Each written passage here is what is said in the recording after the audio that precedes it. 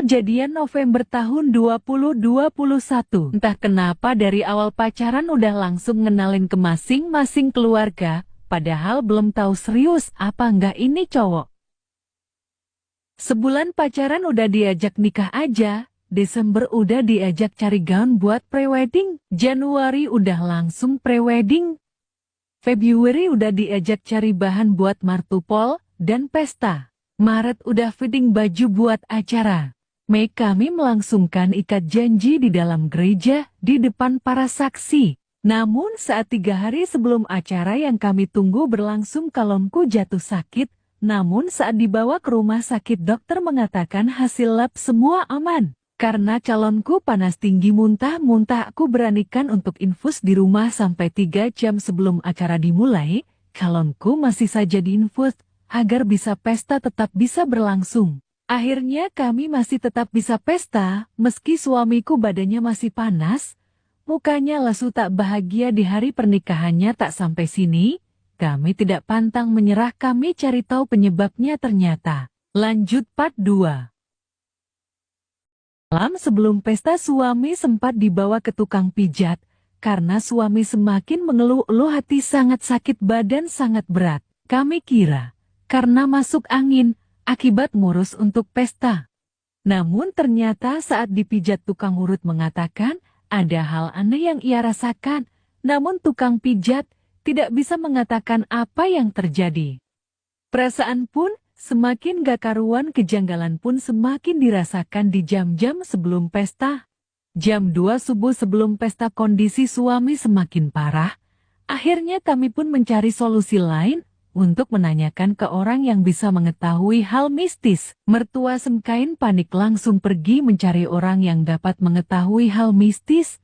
Hasil yang didapat dari orang tersebut mengatakan, ada orang yang tidak menginginkan pernikahan kami terjadi. Orang pintar tersebut mengatakan, jika sampai jam 4 subuh kondisi tidak membaik, maka pesta tidak akan terjadi. Kami pun semakin resah, dan semakin bertanya siapa yang membuat ini semua. Lanjut part 3.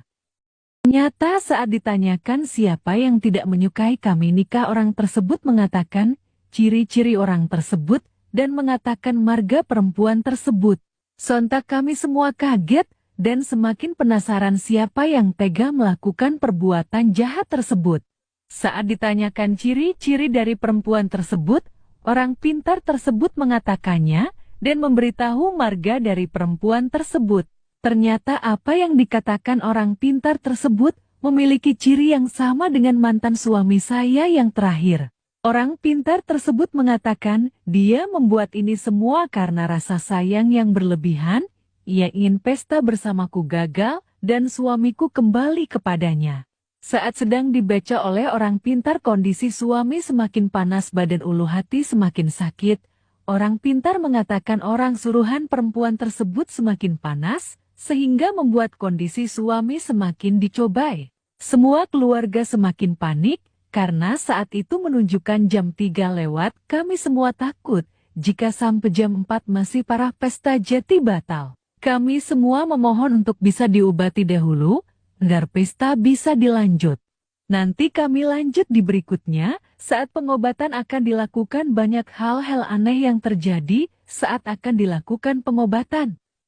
Pintar mengatakan pengobatan tidak bisa dilakukan saat subuh karena ada ritual yang harus ia lakukan, namun ia mengatakan suami saya tetap dapat mengikuti acara, namun keadaan akan lemas.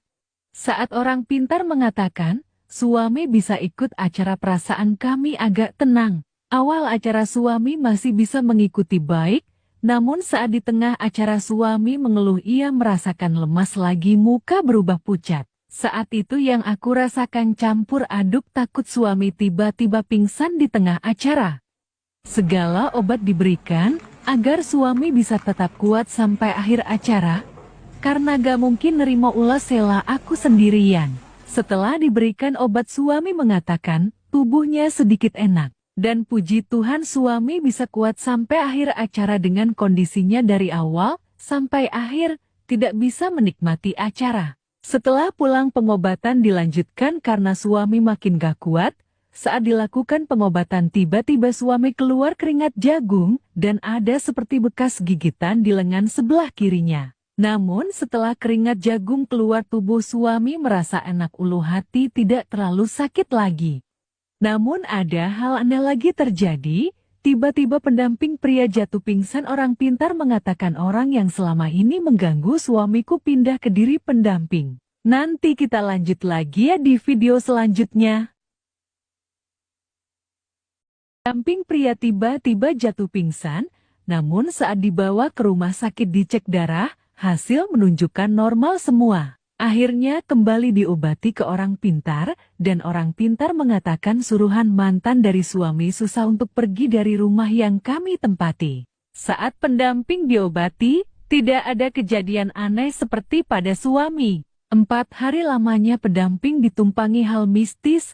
Tak sampai situ saja, semua orang yang ada di rumah ini, satu persatu silih berganti sakit. Orang pintar mengatakan mantan suami saya ini ingin puas melihat suami saya menderita.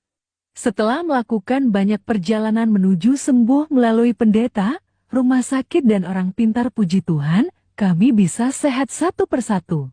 Pesan yang ingin kami sampaikan dari cerita ini, jangan sampai saat mau nikah masih ada mantan yang merasakan sakit hati, mending diselesaikan dahulu, walau sakit di awal daripada sakit saat hari bahagia. Nanti akan aku ceritakan kenapa mantan dari suami bisa sejahat ini pada kami di lain video. Bye-bye. Banyak banget orang bertanya, apa sih alasan mantan dari suami seperti itu? Jadi begini, aku jelasin dulu kisah mereka dari awal. Kisah mereka berawal dari temannya suami yang ngenalin perempuan ini kepada suami. Biasalah berawal dari chat, hingga lama-lama suami mengajak ketemu. Namun menurut suami dari awal pertemuan dirinya sudah merasa aneh, akibat perempuan ini langsung nempel. Tapi mungkin suami dulu juga langsung kepincut karena perempuan tersebut cantik, putih, anak Jakarta pula. Sebulan sebelum kami menikah suami nembak ini perempuan padahal baru kenal. Saat suami pacaran sama ini perempuan jauh sebelumnya kami udah saling chatan, namun belum ada ikatan hubungan. Aku tidak tahu jika ia sebelumnya punya pacar. Seiring berjalannya waktu, bulan September aku datang ke rumah kakak, kebetulan dekat dengan rumah suami. Saat itu juga aku tantang dia. Aku tantang suami untuk nemuin aku dan keluargaku di rumah kakakku. Aku nantang dia, karena sebelumnya dicat suami seperti ingin kenal lebih dekat denganku. Saat itu, suami menolak ketemu, dia mengatakan lagi main sama keluarga. Aku saat itu percaya saja, padahal dia bohongi aku, ternyata dia lagi main sama perempuan tersebut. Seminggu kemudian, dia baru mau jujur samaku, ternyata dia punya pacar. Suami mengatakan, jika sebenarnya ia memiliki pacar, namun orang tua suami tidak setuju jika suami sama perempuan itu, karena perempuan yang ia pacari suka mabuk, perokok dan suka pergi ke klub. Suami juga mengatakan, jika dirinya juga tidak menginginkan jika sampai nikah dengan perempuan tersebut. Karena ia anak satu-satunya, ia tidak mau mengecewakan keluarganya. Akhirnya suami membulatkan tekadnya untuk menyudahi hubungan dengan perempuan tersebut. Namun perempuan tersebut tidak mau jika hubungannya berakhir. Perempuan tersebut mengatakan sudah terlanjur sayang sama suami dan perempuan itu berharap jika ia yang jati pendamping hidup suamiku. Namun suami tetap tidak mau lanjut. Akhirnya suami cuekin perempuan tersebut. Mungkin sejak itulah timbul rasa ingin mengerjai suami. Sekarang untuk kamu yang kami maksud, kami minta maaf jika buat kamu sangat kecewa. Ingat, jodoh sudah ada yang menentukan, jadi berhentilah buat yang tidak benar. Jangan sampai semua yang pernah dekat denganmu jadi korban.